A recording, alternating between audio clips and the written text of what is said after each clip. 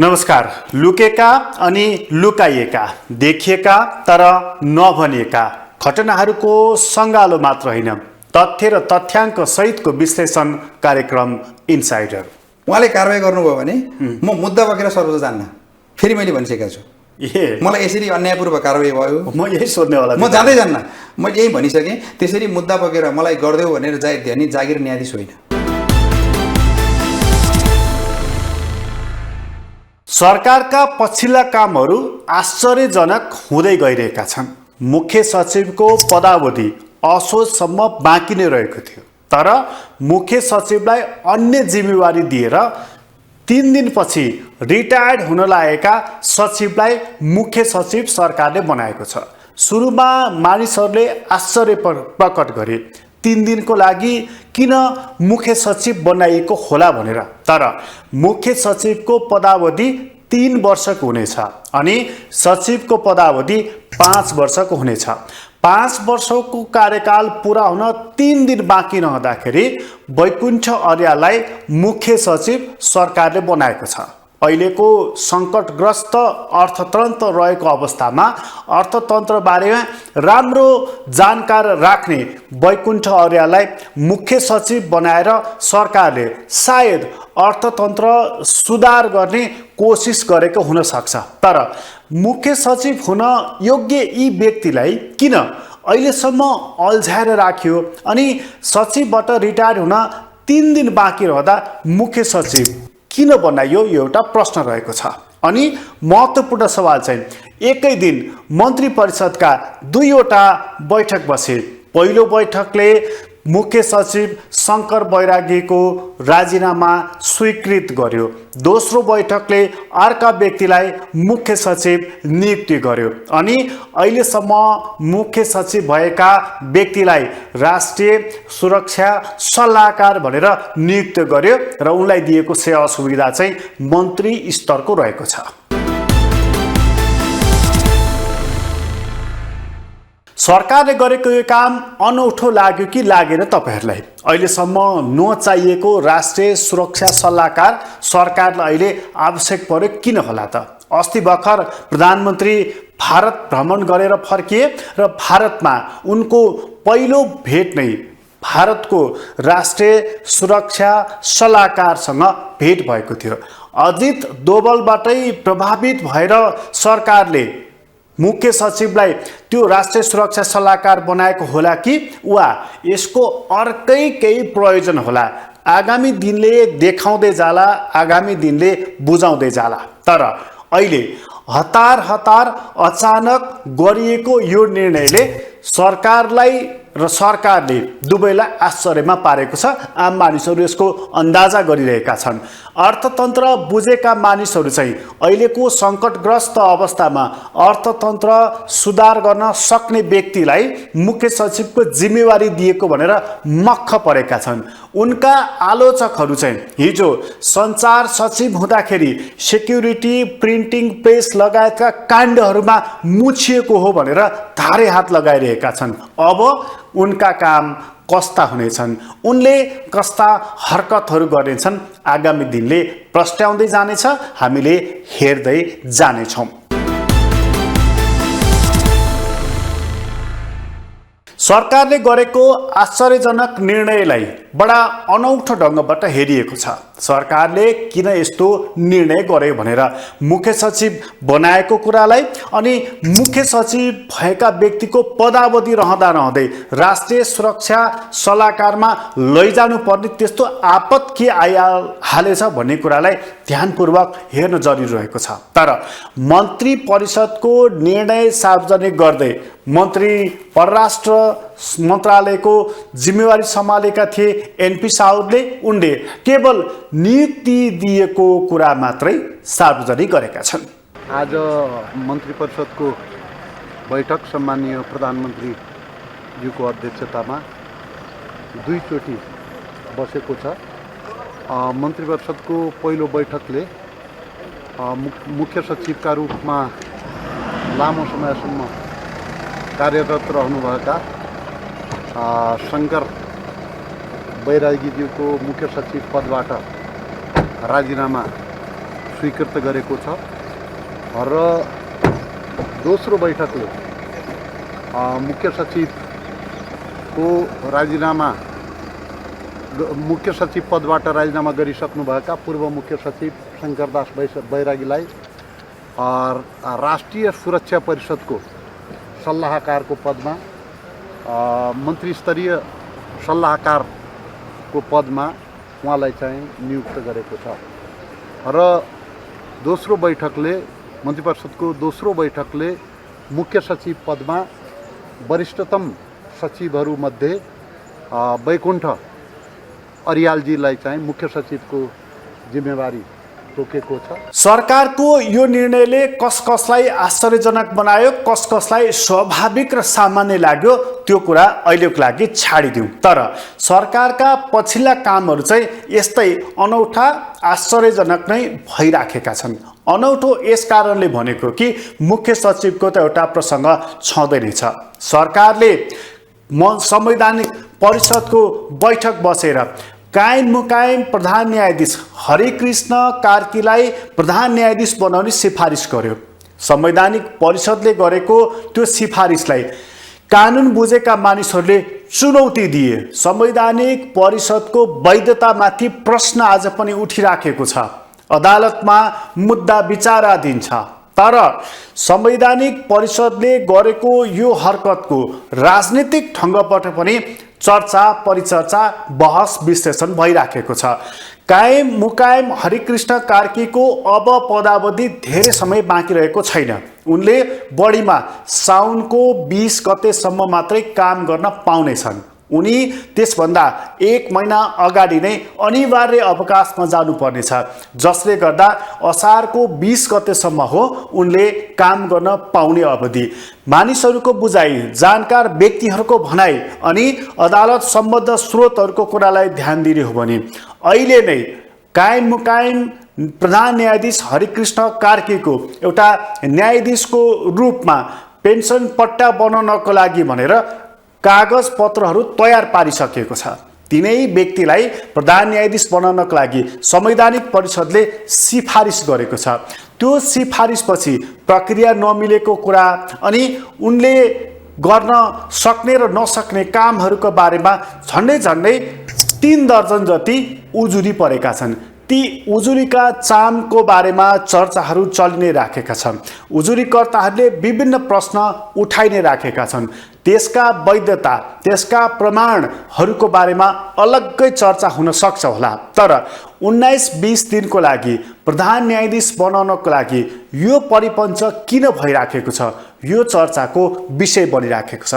त्यसैले गर्दा बुधबार उजुरीकर्ताहरूले संसदकै संसदीय सुनवाई समितिकै कक्षमा गएर अनि कक्षबाट बाहिर निस्केर हङ्गामा गरे। उनीहरूले सुनवाई समितिकै वैधतामाथि प्रश्न अनि संवैधानिक परिषदको निर्णयमाथि प्रश्न, थुप्रै प्रश्न उठाइदिए, जुन प्रश्नले बुधबार मात्र होइन बिहिबारसम्म पनि राजनीतिक मथिङ्गल मजाले घुमाइदियो।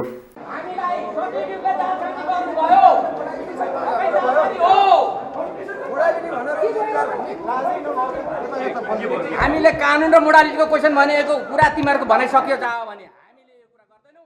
हामी सडकमा जान्छौँ। हाम्रो सडक हो। यी सब जङ्गली जनावरहरू हुन्। जङ्गली जनावर हुन्, भात खाने मान्छे होइनन्। हामीले माननीय सडकमा तानेर ल्याउनुपर्छ। हामी पार्टी सबै सङ्घर्ष गर्छौँ। नेपाल अधिराज्य भर सङ्घर्ष गर्छौँ। कालो मुसो लगाएर सुनको पाटो भित्र ल्याउनुपर्छ।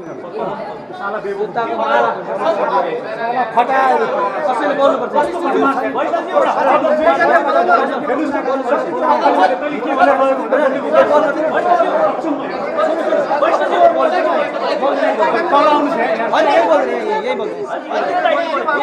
हजुर ल म तपाईँलाई राम्रोसित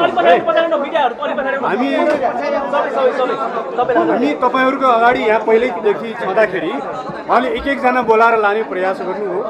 हाम्रो प्रयास के थियो भने यो समितिको वैधानिकता नै नभएको हुनाले हामीले लिखित रूपमा सबै उजुरीकर्ताहरूको सिग्नेचर राखेर यो अनुसारको कुराहरू मोडालिटी फिक्स गर्ने कुराहरू तपाईँहरू गर्नुहुन्छ भने पहिला प्रक्रिया तय गर्नु पर्यो, कसरी गर्ने, सार्वजनिक गर्ने कि व्यक्तिगत गर्ने, सबै कुरा तय गरौँ। त्यो तय गर्ने कुरालाई हामीले लेखबद्ध रूपमा ल्याएका छौँ। हामीले लेखे अनुसारको कुरालाई दर्ता गरौँ अनि यसलाई सो अनुसार गरौँ भनेर लैसकेपछि फेरि हामीलाई सचिवबाट बोलावा भयो, माथि बढ्यो है कि 2 ठाउँमा मिटिङ भयो। सचिवले के भने भनेदेखि सबैजना भित्र जाने, मोडालिटीको विषयमा 3 जनाले कुरा गर्ने होइन, यसलाई सार्वजनिक गर्ने कि एक-एकजना उजुरीकर्ताको बिचमा मात्रै अन्तर्संवाद गर्ने कि त्यो तय गर्ने कसको अगाडि भन्दाखेरि सबै उजुरीकर्ताहरूको अगाडि त्यो मोडालिटी तय गरेपछि मात्रै प्रश्न यो एक-एकजना उजुरीकर्ताहरूलाई प्रश्नको जवाब वा जे जस्तो किसिमको त्यहाँ क्ल्यारिटी चाहिन्छ त्यसको जवाब दिन लगाउने भनियो होइन। तर जाने बित्तिकै यस्तो जालसाजपूर्ण तरिकाले यो समितिको अध्यक्ष ज्ञानेन्द्र बहादुर कार्की हो कि के हो नाम दिनु पनि मलाई असाध्य लाजै लाग्यो।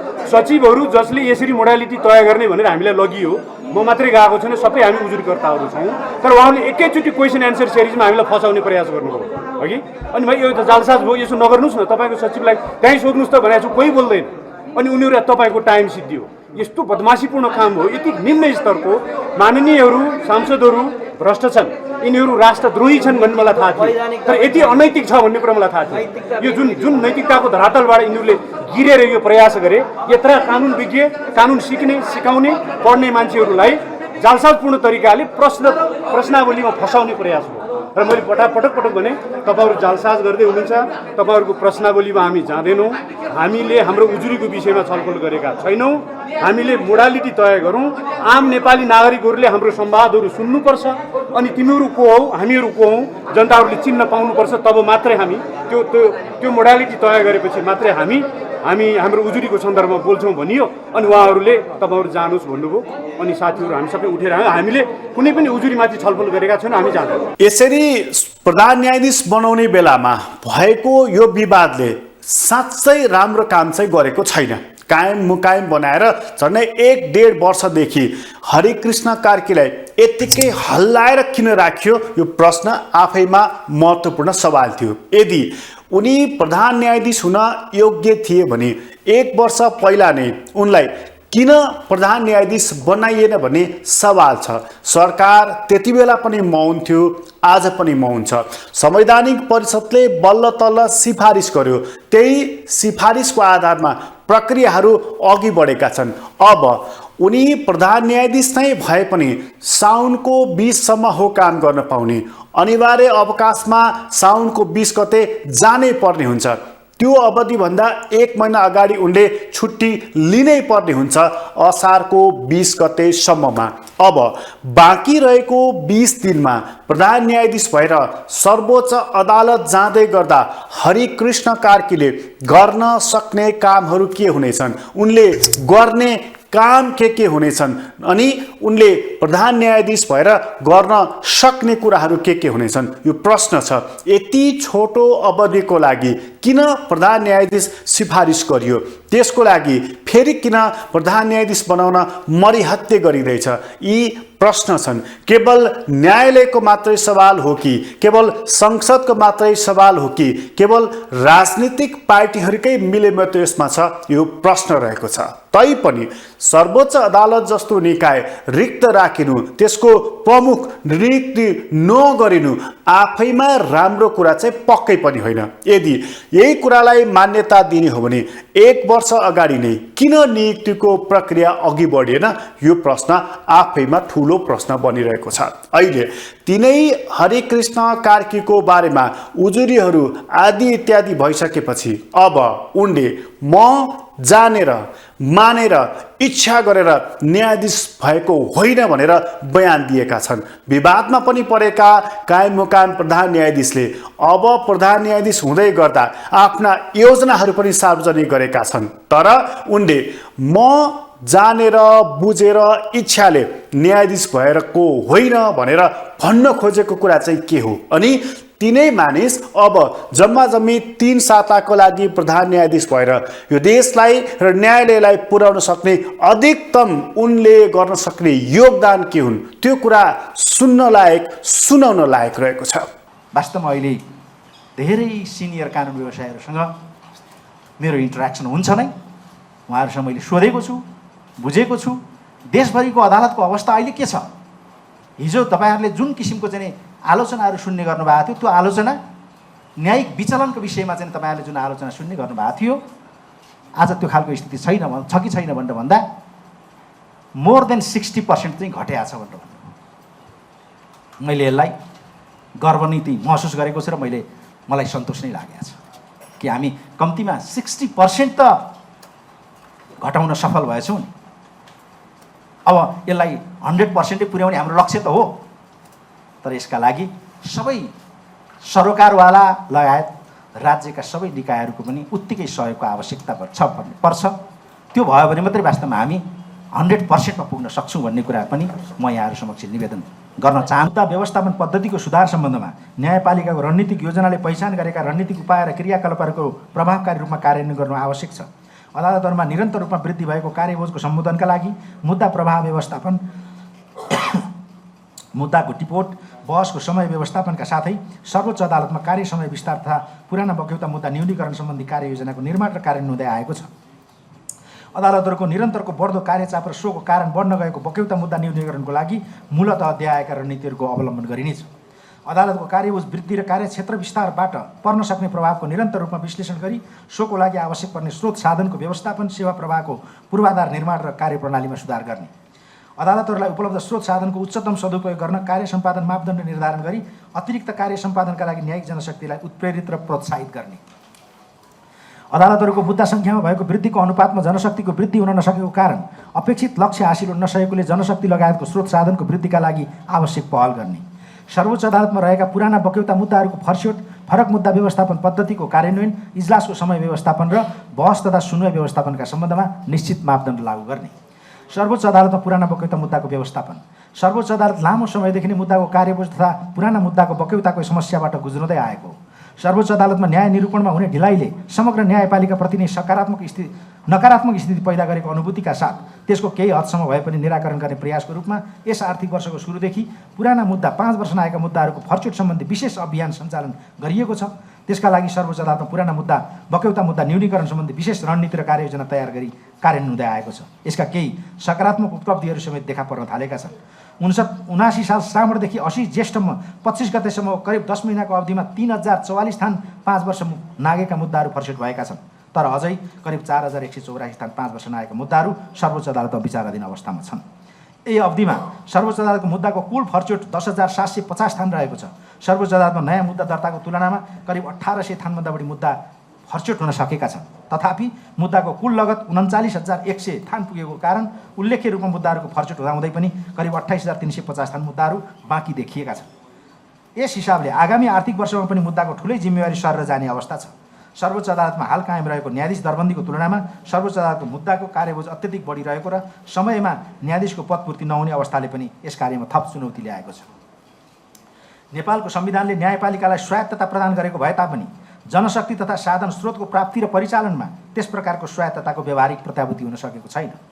न्यायपालिकाले तर्जुमा गरेको योजनाले प्रक्षेपण गरेको स्रोत साधनको प्राप्ति एवं योजना कार्यान्वयनमा सम्बद्ध सरोकारहरूको सक्रिय प्रतिबद्धता सुनिश्चित गरी सुधारका कार्यक्रमहरूलाई प्रभावकारी रूपमा कार्यान्वयन गर्दै अदालतहरूको बढ्दो कार्यचाप एवं सर्वोच्च अदालतमा रहेका पुराना बक्यौता मुद्दा न्यूनीकरणको लागि देहायबहुजी प्रयास गरिनेछ। सर्वोच्च अदालतमा पुराना बक्यौता मुद्दा न्यूनीकरणका लागि निर्माण गरिएको विशेष रणनीति र कार्ययोजनाको कार्यान्वयनलाई थप प्रभावकारी बनाउने, सर्वोच्च अदालतमा पेशी व्यवस्थापन, इजलासको समय व्यवस्थापन, जनशक्ति व्यवस्थापन र न्यायिक प्रक्रियामा सूचना प्रविधिको प्रयोग तथा सरोकारवालाहरू बीचको समन्वय र सहकार्यलाई थप प्रभावकारी बनाई पुराना बक्यौता मुद्दाहरूको न्यूनीकरणको कार्यलाई नतिजामूलक बनाउने। प्रधान न्यायाधीश भएर छोटो अवधिमा काम गर्ने प्रधान न्यायाधीशहरूको सूचीमा हरिकृष्ण कार्कीको नाम पनि समावेश हुने भएको छ। निर्णय के होला, उनी अदालतमा गइसकेपछि के गर्छन् त्यो बेग्लै कुरा हो। कार्य अवधिलाई मात्र हेर्ने हो भने पनि उनको अवधि निकै छोटो हुनेछ, 3 साताको। 3 सातामा एकजना प्रधान न्यायाधीशले के गर्न सक्छन्? प्रधान न्यायाधीशले चाहँदा केसम्म गर्न सक्छन्। यो कुराको एउटा राम्रो उदाहरण हरिकृष्ण कार्की हुनेछन् अबको दिनमा। यदि उनी प्रधान न्यायाधीश भएर महत्त्वपूर्ण काम, एउटा जग बसाउने काम गरे भने त्यो देशको लागि, न्यायालयको लागि ठुलै गुण हुनेछ। तर अहिले जसरी उनी विवादमा परेका छन्, उनका विरुद्धमा उजुरी परेको छ। संवैधानिक परिषददेखि, संसदीय सुनवाई समितिदेखि न्यायालयसम्म तानिँदै बेरिँदै अल्झिँदै जसरी मुद्दाहरू आइरहेका छन्, यिनले राम्रो सन्देश दिइरहेका छैनन्, राम्रो सङ्केत पनि गरिरहेका छैनन्। यसमा स्वयं हरिकृष्ण कार्कीले पनि एउटा निर्णय लिन सक्ने अवस्था रहेको छ। मूल सवाल न्यायालयको सुधारको रहेको छ। 3 सातामा न्यायालयको सुधार गर्न प्रधान न्यायाधीशले के गर्न सक्छन्, के गर्न सक्दैनन्, यो सवाल छ। यदि तपाईँ कुनै पनि ठाउँमा बसेर खास योगदान गर्न सक्नुहुन्न भने विचार गर्नुहोस्, तपाईँ जागिर खाँदै हुनुहुन्छ कि हरिकृष्ण कार्की जस्तो व्यक्ति जागिरको लागि मात्रै त्यहाँ अल्झिरहेका छन् त? यो सवाल महत्त्वपूर्ण सवाल रहेको छ। तर उजुरीकर्ताहरू मध्येका एकजना उजुरीकर्ता जो स्वयं न्यायाधीश छन्, जिल्लाको न्यायालय सञ्चालन गरिरहेका छन्, हाँकिरहेका छन्, उनी प्रधान न्यायाधीश भएर हरिकृष्ण कार्कीले सञ्चालन गर्न सक्ने योग्यता राख्दैनन् भनेर आवाज उठाइरहेका छन्। नियुक्तिको प्रक्रियादेखि हरिकृष्ण कार्कीले सञ्चालन गरिरहेको न्यायालयसम्ममाथि उनको प्रश्नै प्रश्न छ। म चुनौती दिएर कुरा गर्न सक्छु आँखा जुदाएर भनेर उनी चुनौतीमाथि चुनौती दिइरहेका छन् र मलाई जागिरको लोभ छैन भनेर आफू निर्भीक भएर पनि बोलिराखेका छन्। मैले त मेरो प्रधान न्यायाधीश त्यति काबिलियत भएको मान्छे होस् भन्ने चाहन्छु नि। हजुर भने नि अब मलाई कारबाहीको कुराहरू उहाँले कुनै बाहना बनाएर बर्खास्त गर्नुभयो भने पनि ठिक छ। मैले त त्यो त यो उहाँले गर्न सक्नुहुन्छ, उहाँले योसम्म गर्न सक्नुहुन्छ भन्ने त मैले सोचिनँ होला र यो गर्दाखेरि त्यो गर्नुभयो भने मलाई स्वीकार्य छ। एउटा कुरा भनौँ, उहाँले कारबाही गर्नुभयो भने म मुद्दा बोकेर सर्वोच्च जान्न। फेरि मैले भनिसकेको छु, मलाई यसरी अन्यायपूर्वक कारबाही भयो, म यही सोध्ने होला, म जाँदै जान्न। मैले यही भनिसकेँ। त्यसरी मुद्दा बोकेर मलाई गरिदेऊ भनेर जागिर न्यायाधीश होइन। तपाईहरूले आन्तरिक काम कारबाही गर्नुहोस्, हामी त्यसमा क्वेसनै छैन। मिटिङ बस्नुहोस्, विधेयक पारित गर्नुहोस्, समितिमा छलफल गर्नुहोस्, दफावार छलफल गर्नुहोस्, यसमा त प्रश्नै उठाउन पाइँदैन। कुरो के हुन्छ भने तपाईँले कानुन बनाउनु भने त्यो राजपत्रमा आउनुपर्छ। मैले फेरि निवेदन मैले यो कुरा प्रश्न हो। यदि जबसम्म राजपत्रमा आउँदैन तबसम्म त्यसले वैधानिकता पाउँदैन। त्योभन्दा पूर्वको त अभ्यासहरू हुनु उहाँका कानुन भनेपछि कुरा त्यहीँनिर बाजी हो। अनि त्यहाँ बाजी उहाँले के आग्रह गर्नु, तपाईँको उजुरी के हो त्यो भन्नुहोस् भनेर। अनि तपाईँ उजुरी भन्नुहोस् भनेपछि हामी उजुरी भन्ने होइन, हामी यो कुरा पहिला क्लियर होस् भनेपछि अनि उहाँले त्यो देखाएपछि अनि त्यसपछि हामीले के भन्यो भने हामीले यो बनाएको छौँ। एकछिन सुन्नु, रमाइलो कुरा के आयो उहाँहरूको भने हामीले यो पब्लिस गरेका छौँ, सभामुखको प्रमाणीकरण भएको हामीसँग छ आन्तरिक कार्यविधि, यो हामी त गोप्य राखेर पनि काम गर्न सक्छौँ नि। अब कानुन गोप्य हुन्छ, प्रक्रिया उहाँहरूको आन्तरिक कुरामा हामीलाई कानुन गोप्य राखेर गर्न सक्छौँ भनेपछि त्यो हुँदैन। कानुन गोप्य राखेर कहिले पनि हुँदैन। र जबसम्म अनि के कुरा गर्ने भनेपछि मैले ज्ञानेन्द्र कार्की माननीय सदस्यज्यूले, उहाँ सायद ज्येष्ठ सदस्य भएर होला, शमशेर राणा हुनुहुन्थ्यो एकछिन अगाडिसम्म, उहाँ जानुभयो, त्यसपछि उहाँ आउनुभयो। अनि उहाँले भनिसकेपछि हामीले के भन्यो भने मान्यज्यू अब यो कुरा के हो भने सबभन्दा पहिला त राजपत्रमा पब्लिस हुनुपर्छ, सार्वजनिक हुनुपर्छ। राजपत्रमा पब्लिस हुँदा पनि लागू हुने दिन कहिले भने लेखा हुन्छ, अझ कुनैमा त अझ अनि त्यो लागू हुने दिन तत्कालै लागू हुन्छ भनेर लेखेको छ भने पनि त्यसपछि के हुनुपर्छ भने बल्ल यो समिति फर्म हुनुपर्छ। यो समिति फर्म भएको नाम पनि के गर्नुपर्छ भन्दा राजपत्रमा आउनुपर्छ। किनभने गठन आदेश पनि राजपत्रमा आउनुपर्छ, राजदूत नियुक्ति भएको पनि आउनुपर्छ। नेपाल सरकारको बजेटमा जीएम नियुक्ति भएको छ भने त्यो पनि राजपत्रमा आउँछ। राजपत्राङ्कित अधिकृत भन्छौँ नि हामी शाखाकृतहरूलाई। उहाँहरूलाई चाहिँ के लाग्यो होला भने उजुरीकर्ता होइन, यहाँ चाहिँ बखेडा गर्न आएको टोली रहेछ भने उहाँहरूलाई के भयो भने उजुरी सुन्न मन थिएन भने त नियुक्ति गरिदिया भइहाल्थ्यो नि त। जस्तो नियुक्ति त अब यो उजुरी अब यति प्रकरण भइसकेपछि पनि नियुक्ति गर्नको लागि उहाँलाई त बाटो खुल्ला छ नि होइन। अहिले के भयो भने फेरि यहाँलाई मैले इन्ट्रेस्टिङ कुरा निवेदन गरेँ, त्यो भएर राजपत्रमा प्रकाशितै हुनु पर्दैन, हाम्रो आन्तरिक गोप्य कार्यविधिले हामीले गर्छौँ, त्यो कानुन गोप्य राख्दा पनि पाइन्छ भनेर जब भन्नुभयो भनेपछि त्यहाँनिर कुरो मिलेन र हामी हिँड्यौँ है। उजुरीको विषयमा कुरै भएन। अनि नभइसके पछाडि अहिले मैले भनेको मेरिटको विषयमा कुरा नभइसके पछाडि पछि के न्युज आयो भने होइन उहाँ त प्रस्तावित व्यक्तिलाई बिहान 8 बजे बोलाउने भोलिपल्ट बिहान, अनि उजुरीकर्तासँग त कोहीसँग इन्डिभिजुअल कोहीसँग सामूहिक छलफल गरियो भने त छलफलै भएको थिएन, अर्कै विषयमा छलफल भएको थियो। त्यहाँनिर उहाँहरूले अलिकति गलत बोल्नुभयो, मान्य जस्तो मान्छेले, सांसद जस्तो मान्छेले गलत कुराहरू भ्रामक कुराहरू गर्नुभयो भन्ने हाम्रो रह्यो। अहिले बिहान एकछिन तपाईँलाई हेर्दाखेरि त के भएछ भने राजपत्र त सडनली मुद्रण विभागको वेबसाइटमा देखियो राजपत्र। त्यो हिजो जुन कुरा भन्दा छैन भनेर उहाँले भनेकै राजपत्र त्यो त रेकर्डेड छ, त्यो त CCTV छ, रेकर्डेड छ, मिडियाले कभरेज दिएको छ। हिजो छैन, हिजोसम्म स्वयं समितिका सदस्यले र सचिवले छैन चाहिँदैन भन्नुभएको राजपत्र आज बिहान आयो। अनि त्यहाँ मलाई आज के भयो भने मलाई त यो त फ्रड भयो होइन। अनि हेर्दाखेरि राजपत्र कहिलेको मितिमा आएछ त भन्दा 2/14 जेठको 14 गतिको मितिमा आएछ। झन् हाँसो लाग्यो, जेठको 14 मा राजपत्र आएको थियो भने त हिजै देखाउनु पर्थ्यो एउटा कुरा। अनि जेठको 14 मा के थियो भने यहाँहरूको मिडियाहरूले प्रशस्त कभरेज गरेको छ, संसदको संयुक्त कार्य सञ्चालन नियमावली पारित भनेर 5-6 बजेतिर पारित भएको छ। अनि पारित भइसकेपछि 5 बजे कार्यालय समय बन्द हुन्छ। अनि सभामुखले प्रमाणीकरण त्यो दिनमा गर्न भ्याइँदैन, ल गर्नुभयो, सभामुख हो त्यहीँ बस्नु भएको थियो, गरिदिनु भयो। मैले त्यो पनि माने, कार्यालयको कुरा गरिदिनु भयो भने राजपत्रमा पब्लिस गर्न त राजपत्रका पनि फेरि राति त अफिस खोलेर नबस्नु पर्ने हो, पुनर्मुद्रण विभाग कर्मचारी भोलिपल्ट जानु पर्थ्यो, करेस्पोन्डेन्स हुन्छ, 7 दिनु भनेर जान्छ राजपत्रमा पनि होइन। जानुपर्नेमा त्यो 15 गते हुन्थ्यो भने 14 गतेको मितिमा छापिया छ। र त्यो अब छापिएपछि अब म साइबर क्राइममा PhD, म IT को मान्छे त होइन, तर सम नआउ त मसँग पनि त छ नि IT को त होइन।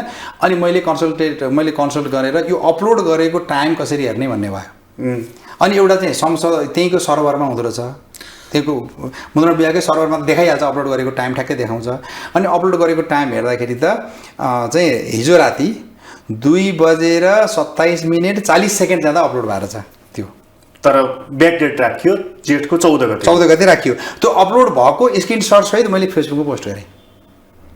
भनेपछि फर्जी काम भइरहेछ भन्ने तपाईँलाई फेरि लाग्यो? होइन, अब राज्यले एकजना मान्छेलाई प्रधान न्यायाधीश बनाउनलाई कारण के त? अब पनि राजपत्रमा नछापिकन त वैधता पाउँदो रहेछ भन्ने कुरामा त उहाँलाई गिल्टी फिल त भएर छ नि त। मतलब अब यो फर्जी काम गरिकन 17 दिनको लागि प्रधान न्यायाधीश बनाउनु पर्ने कारण चाहिँ के रहेछ? एक्ज्याक्टली मलाई यही अचम्म लाग्यो। मैले भन्दा यहाँलाई मैले त्यहाँ पनि अलिकति कुरा निकालेँ। उहाँले अवकाश पाइसक्नुभयो, एउटा नियुक्ति नै वैधानिक छैन। नियुक्तिको के छ भने विधान नभएको, कानुन नभएको त अवैधानिक हो नि। सरकारका कामले अचम्मित बनाएका छन्, हामीले सुरुमै भन्यौँ। अब न्यायालयका कामको बारेमा पनि प्रश्न उठेको छ, न्यायमूर्तिका कामहरूको बारेमा पनि सडकमा बहस भइराखेको छ, चोक चौरास्ता चौतारामा छलफल भइराखेको छ।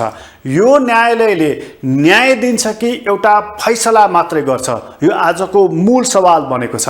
यदि न्यायालयले न्याय नदिकन फैसला मात्रै गर्दछ भने त्यो जागिर पचाउने कुरा हुन्छ, उसले न्याय दिइरहेको छ भने आस्था जगाउने कुरा हुन्छ।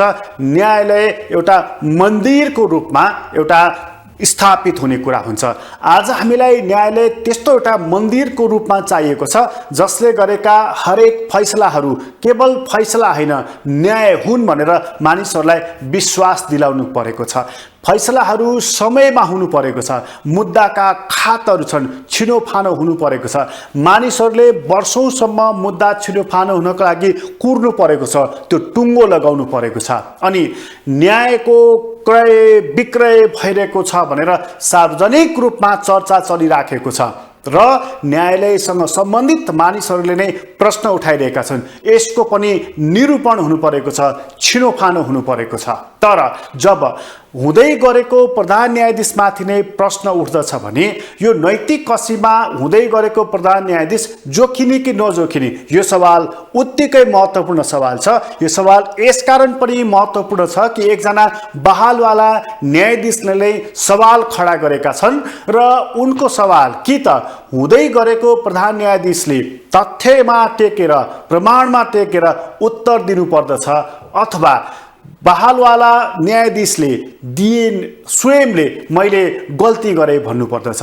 कहीँ न कहीँ यो कुराको सुनवाई हुनुपर्छ, कहीँ न कहीँ यो कुराको जवाफ आउनुपर्ने हुन्छ।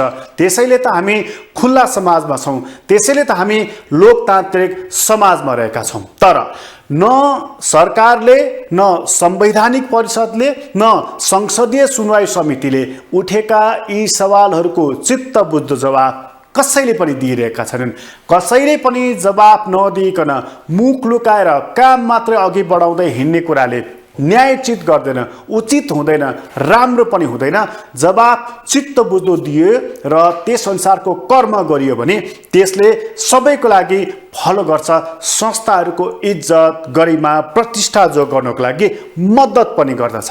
तर हाम्रा संस्थाहरू त्यसरी चलिराखेका छैनन्। आफ्नो ढङ्गले मनपरी ढङ्गले जे इच्छा लाग्दछ त्यसरी चलिरहेका छन्। यसै कारण प्रश्न उब्जिएको छ, तर प्रश्नले उत्तर पाइरहेको छैन।